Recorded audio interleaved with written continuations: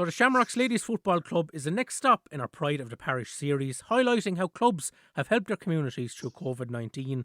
And to tell us more, I'm joined on the line by Shamrocks chairperson Brendan Ormonde. And Brendan, I couldn't help but noticing big feature in the Dungarvan Leader this week on the Shamrocks for Pieta 24-hour fundraiser. Can you tell us what was involved in that?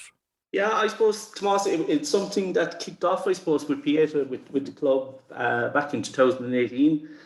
The community here in Knockanour, you saw, was hold an annual Darkness into Light walk on the morning of Darkness into Light. And in 2018, we started we were the first ladies football club in the country actually to hold the Darkness into Light training session. Last year, in 2020, due to COVID, we had to improvise a little bit, and we held Skills at Sunrise Challenge, which raised €5,000 for Pieta House. This year, I think in early May, Pieta got back in touch with the club and asked us would we be interested in getting involved again this year. They have a run for Pieta, which is running throughout June and July.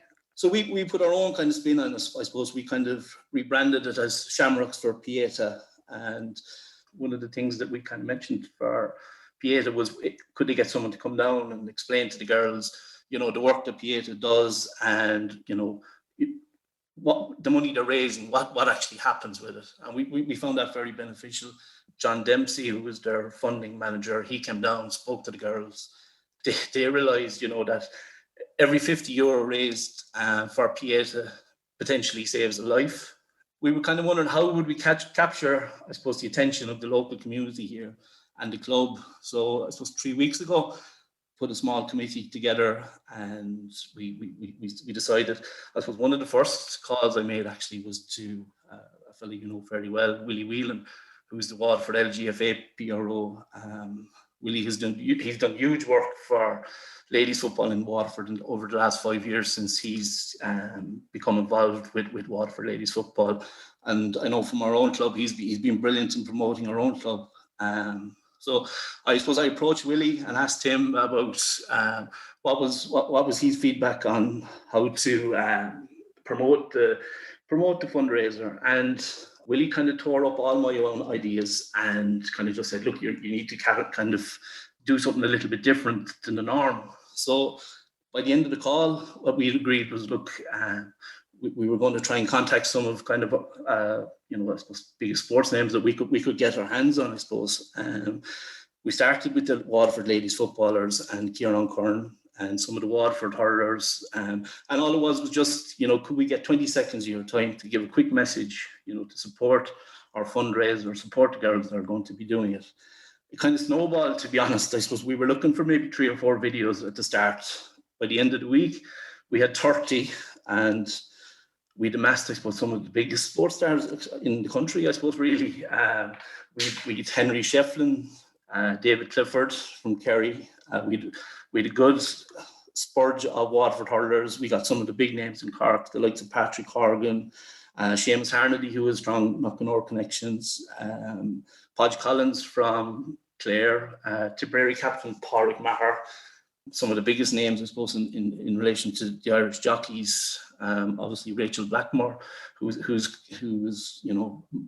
breaking all the rules in relation to men competing with women in sport, having won the champion hurdle and the Grand National this year. And we also got the champion jockey Paul Townend, Davy Russell.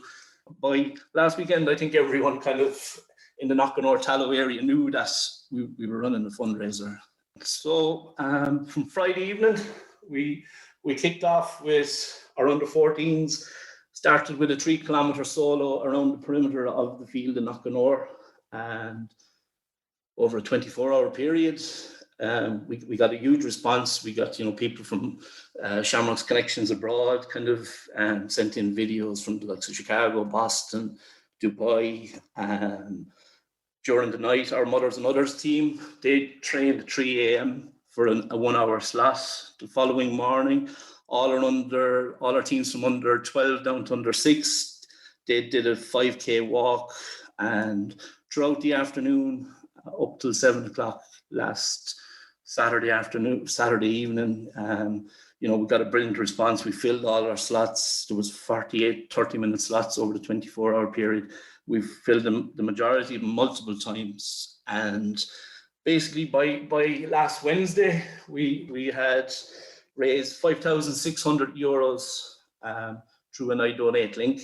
And in the run-up to the fundraiser, we actually approached AIB, who are a charity partner to Pieta, and they kindly offered to match every donation made to Pieta House of their shared part of the fundraiser. So basically, yesterday we'd raised 6,000 euros for Pieta House and approximately 2,500 for our own club. So it was a fantastic weekend. I suppose it brought the community, it brought the club together for 24 hours when, over the last 18 months or so, we haven't been able to. We've been trying to fundraise remotely. So for 24 hours, it brought the club together in a small way, and it was brilliant community efforts, and it was a fantastic weekend. Yeah, that's absolutely amazing. A total, Brendan, an amazing amount of work that you put in to make it such a success.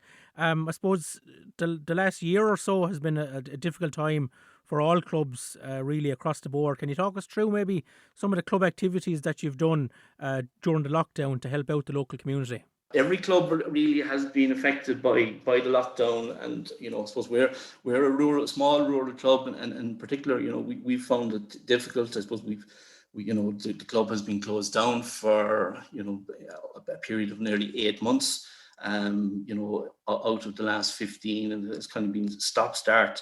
I think particularly look for us, fundraising has been a problem.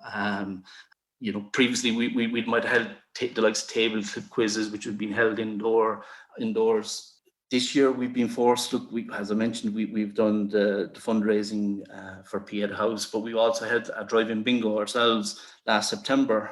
People don't realise that even though we're a small club, it costs nearly 3,000 euros to kind of manage the expenditure between referees' costs, levies, affiliations, even footballs before we kick the ball. This year we spend about 600 euros on footballs, So look, there's an expenditure we don't have money coming in. So we found that, looking at different ways to raise money. And look, we're fortunate. We've a brilliant club, parents, and a community here behind us that support us, to be honest, in everything we do. But look, outside that, I suppose the one benefit that the lockdown has brought to us as a club was, in 2020, we were lucky enough to reach 2 county finals that were streamed live, our minor county final and under 16 county final. So look, it brought, the club, I suppose, to, maybe the living rooms of some people around the local area that would have never seen Shamrocks Ladies Football Club playing a ladies football club game. And, I think anyone watching those games would have been amazed at the scale of the teams and the standard of football. You had grandparents and people abroad were able to watch our games, which they wouldn't have access or been able to see previously. And I suppose one thing was, we were fortunate, I guess. We played our county final in under 16 on October the 2nd last against Ballyduff Lower, and 2 days later the country went into lockdown. So we had planned actually because the game was streamed live, we actually had the Regal Cinema in Youghal the following weekend booked to just show a replay of the game and kind of celebrate it with the girls with food and things like that. But the country went into lockdown, so we actually still have the medals. And we're still hoping to reschedule that celebration for our under 16 team as soon as it's safe to do so. Yeah, and hopefully those under 16s will be able to get their medals very shortly, Brendan. Hopefully go back into the cinema and watch their county final back. Just to give listeners a little bit of a background, Brendan, when was the Shamrocks Ladies Football Club founded? It was founded in 2006. Previously, any girls from Ormonde that wanted to play football, someone would have went and assisted clubs like Clashmore. So in 2006, Niamh Murphy and Gráinne Flynn founded a junior team. I suppose, look, to be honest, it kind of struggled in the early years, but in 2010 we won the Junior C County Championship I suppose, to be honest, it always struggled with numbers because we didn't have an underage structure. I suppose we made the decision in 2013 to disband the junior team and basically set up a juvenile section of the club. So in 2014, we competed in our first year. To be honest, we only had an under 12 and under 14 team, and basically started with 28 girls. None of them had ever kicked a football really in their lives up to that date. So we were starting from scratch, and I suppose over time, we built the club up. By 2017, we doubled our numbers from 28 up to almost 60. So, the club has kind of been growing, to be honest, Tomas, since 2014. And we achieved our goal, I suppose, which was the long-term goal when the juvenile section was formed, was to, get back playing adult level. And in 2018, we were able to field both a minor and a junior team from the girls that originally started in 2013. So I suppose it's a story of, maybe taking a step back and kind of looking a bit more strategic and kind of saying, look, it's not working the way it was with just the adults. And, it took a bit of time. I suppose there was often days you kind of wondering, like, is it the right way to go? You're getting beaten heavily, possibly, as I said, in underage games with a limited number of players. But over time, the girls improved, they got better, and we started competing, we started winning championships, and even look, 8 years ago, we have 3 girls started in 2013, are members of the Waterford minor team this year. Catherine Hines, Evelyn Motherway, and Rachel Roach. We have 1 girl, Nisha Whelan, on the under 16 team. We have 2 on the Waterford under 14 team, Deirdre Roach and Quiva Whelan. So, within 8 years, we're producing girls that are good enough to go on and play with the county. So that's a brilliant testament to the coaches and those involved with the club, to be honest. Yeah, that's great to hear, Brendan. The players that started out in 2013 are blossoming at adult level, both at club and inter-county level come 2021. And just a final question for you, Brendan. What targets do the club have now for the 2021 season? Well, I suppose our first target, Tomas, was to get back playing adult football. In 2018, we achieved that goal. We have a junior team now for the last 3 years. Unfortunately, we've been beaten in the semi-final stage in the Junior B Championship since we've set up the team in 2018. So for us, look, the next target, I suppose, is to go on and get to a county final in Junior B. Hopefully, win a Junior B county title, and then go up the grade to Junior A and develop that up further. Our underage teams, the target for them, for the first year ever, we're actually in the B grade in all divisions underage. We're competing now with the traditional strong teams in Waterford ladies football, the likes of Stradbally, Cumber Rangers, Kilrossany Brickies.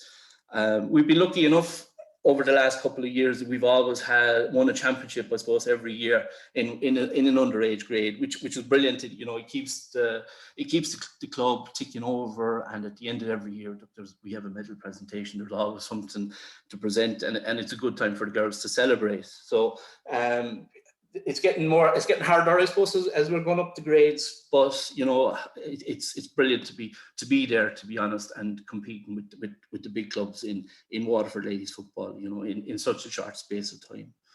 Yeah, down further, I guess, in the under 12, I suppose one of the best initiatives I think that Waterford ladies football has introduced in the last couple of years has been the under 12 championship.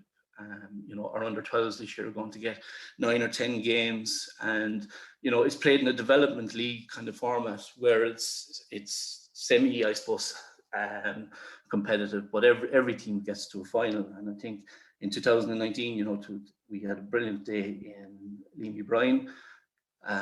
We won the under 12B county final, but all day, I think there was over 5 or 6 hours. There was something like 10 county finals played from 11 o'clock in the morning until 5 o'clock in the evening. So that's been fantastic for us as a club. Being able to develop players with no pressure to win games.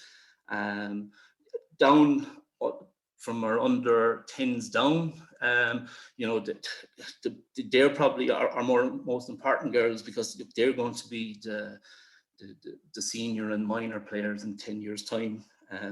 Next Monday night, we've St. Oliver's coming to Knocknadoor, playing our under 8 and under 10 teams, and our under 6s actually are playing St. Oliver's. So it'll be the first game for maybe 12 or 14 girls next Monday night, and I suppose the cycle starts again. You're hoping those girls in 10 years' time again will still be playing, and helping the club to get better and the numbers to increase. And it's a constant cycle, I suppose, Tomas. You're trying to bring on new players the whole time. Even this year we've formed a nursery team for the first time, which are basically our 4-year-olds that are going to be starting school in September. So they come down to the field now every Saturday morning, and any Saturday morning now in Knocknadoor there's 70 or 80 girls training, which is fantastic, from where we've come from. So our targets, I suppose, they go from trying to win a junior championship down to just making sure as many of our girls, from 5, 6 upwards, are just playing football and enjoying football for what it is. Well, Chairperson of the Shamrocks Ladies Football Club, Brendan Ormonde, thanks so much for your time this evening. Thanks very much, Tomas.